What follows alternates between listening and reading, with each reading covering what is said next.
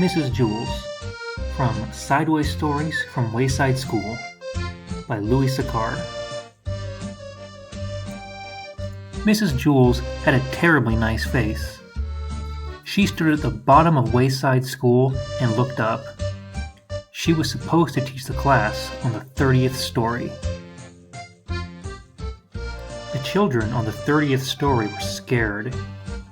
They had never told anybody what had happened to Mrs. Gorf. They hadn't had a teacher for 3 days. They were afraid of what their new teacher would be like. They had heard she'd be a terribly nice teacher. They were terribly afraid of nice teachers. Mrs. Jewls walked up the winding, creaking staircase to the 30th story. She was also afraid. She was afraid of the children. She had heard that they would be horribly cute children. She had never taught cute children. She was horribly afraid of cute children. She opened the door to the classroom. She was terribly nice.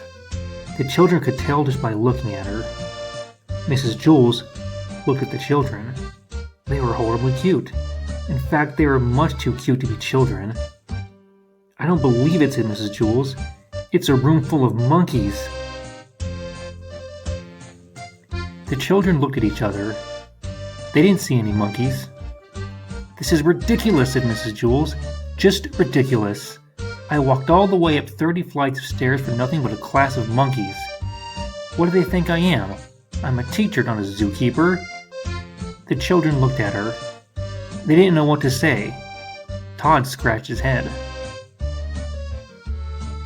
"Oh, I'm sorry," said Mrs. Jewls. "Please don't get me wrong. I have nothing against monkeys. It's just that I was expecting children. I like monkeys, I really do. Why, I'm sure we can play all kinds of monkey games." "What are you talking about?" asked Todd. Mrs. Jewls nearly fell off her chair. "Well, what do you know? A talking monkey. Tomorrow, I'll bring you a banana." The children were flabbergasted.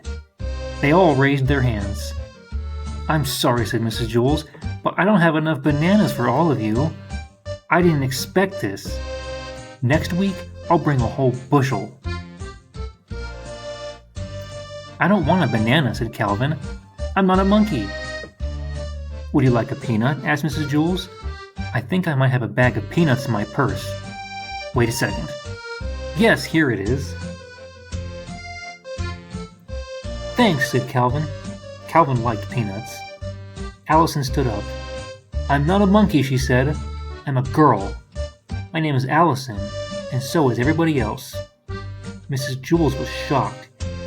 "Do you mean to tell me that every monkey here is named Allison?" "No," said Jenny. "She means we're all children. My name is Jenny."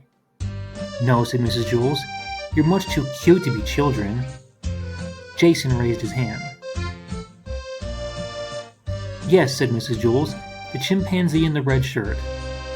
"My name is Jason," said Jason, "and I'm not a chimpanzee." "You're too small to be a gorilla," said Mrs. Jewls. "I'm a boy," said Jason. "You're not a monkey?" asked Mrs. Jewls.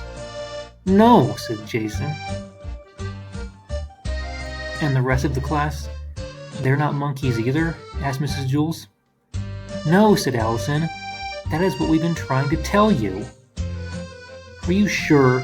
asked Mrs. Jewls. "We'd know if we were monkeys, wouldn't we?" asked Calvin. "I don't know," said Mrs. Jewls. "Do monkeys know that they're monkeys?" "I don't know," said Allison. "I'm not a monkey."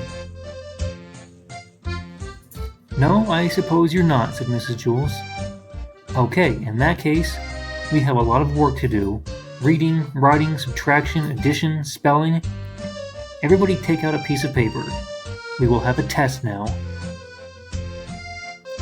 Jason tapped Todd on the shoulder. He said, "Do you want to know something? I liked it better when she thought we were monkeys." "I know," said Todd. "I guess now it means she won't bring me a banana."